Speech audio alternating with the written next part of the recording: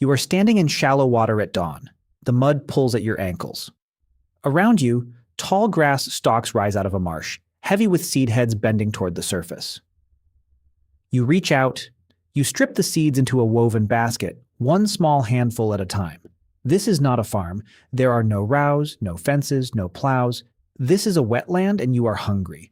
For most of human history, this is what finding rice looked like. Not planting it, not harvesting a crop, just wading into a marsh and taking what grew there on its own. Here is the disruption. There was no single moment when someone discovered rice. Genetic studies published in 2011 by a team led by Michael Puroganan at New York University traced domesticated rice back roughly 9,000 years, but not to one field, one farmer, or one flash of insight. Wild rice had already been feeding people in Asia for tens of thousands of years before anyone thought to plant it on purpose. The plant came first. The idea of farming it came almost as an afterthought. This is going to change how you think about the difference between finding food and inventing agriculture, because for thousands of years humans didn't know they were doing the second thing. Start at Shangshan, a site in China's lower Yangtze River Valley, excavated beginning in 2000. Archaeologists there found rice husks embedded in pottery shards dated to roughly 9,000 to 10,000 years ago. The husks weren't decoration, they were tempering material. Ancient potters mixed rice chaff directly into wet clay to keep it from cracking as it dried. That means rice wasn't rare or ceremonial at Shangshan. It was so ordinary, so abundant, that people threw the waste into their pottery without a second thought. But the rice grains recovered at Shangshan tell a strange story. Under a microscope, their husk structure sits in between two categories. Too irregular to call fully domesticated, too uniform to call entirely wild. Dorian Fuller, an archaeobotanist at University College London, has spent over a decade studying exactly this ambiguity. His conclusion: the people at Shangshan were not farming rice the way we understand farming today. They were harvesting it from wild, self-seeding stands, year after year, generation after generation, without ever fully domesticating it. That means for at least 1,000 years, maybe longer, entire communities ate rice they never planted, from plants they never bred, in fields they never made. But here's where it gets stranger. The strangeness starts with a single gene most people have never heard of: SH4.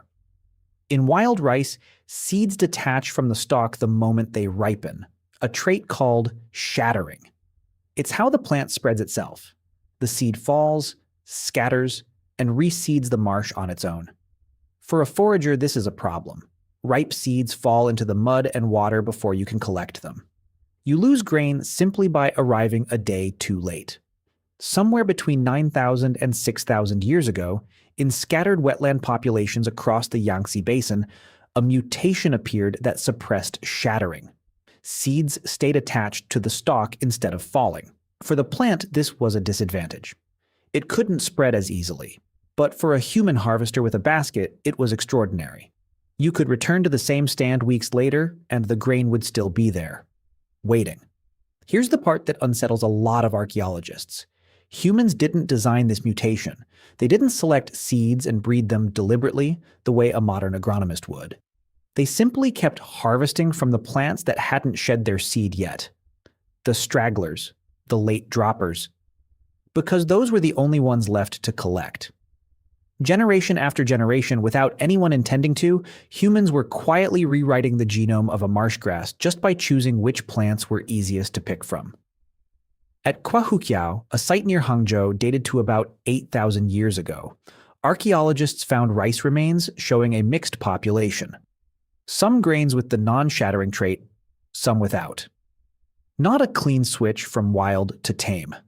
A slow, messy overlap lasting centuries where wild and domesticated rice grew side by side in the same marsh, harvested by the same hands, often without any way to tell them apart at the time. That's not the whole story, though, because rice wasn't only changing in China. Across the Ganges Plain in India, a separate and largely independent process was unfolding with a different wild ancestor, Oryza nivara, on a different timeline, producing a different genetic lineage of domesticated rice entirely. Two populations of humans, thousands of kilometers apart, arrived at strikingly similar outcomes. Without contact, without shared knowledge, working from different starting plants. Except there was a problem neither group could have anticipated. Domesticating rice solved one problem and created another: dependence. Wild rice foragers could walk away from a bad marsh year and forage something else: tubers, fish, wild millet.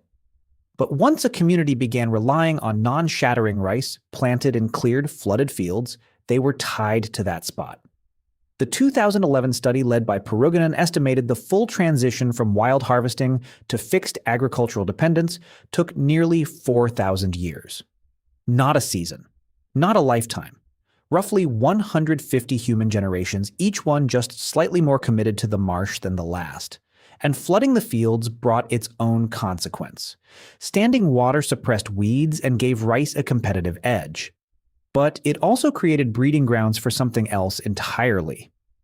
Researchers studying early agricultural sites in the Yangtze basin have linked the rise of paddy systems to increased populations of disease-carrying mosquitoes, changing the health burden of entire communities who had, one generation earlier, simply been picking grain out of a marsh at dawn. By around 4,000 years ago, rice cultivation had spread from the Yangtze basin into Southeast Asia, carried by migrating populations along river systems into what is now Thailand, Vietnam, and the Indonesian archipelago. Each new region absorbed rice into agriculture at its own pace, often blending it with existing crops rather than replacing them outright. There was no single wave of rice arrives, everything changes. It was slower, patchier, and far less decisive than the word invention implies. Which brings you back to that marsh at dawn. The person standing in that water wasn't inventing agriculture. They weren't thinking about genetics or shattering seeds or 4,000 years of slow dependence stretching out ahead of them. They were just hungry, and the grain was there, and tomorrow they would probably come back to the same spot and do it again. Somewhere in that repetition, not in a moment of insight, but in 10,000 ordinary mornings just like it, a wild grass became rice and a forager became a farmer, without either one ever announcing itself. Most of what defines you was built the same way. Not through a single choice, but through the quiet accumulation of ordinary days you never marked as significant while you were living them.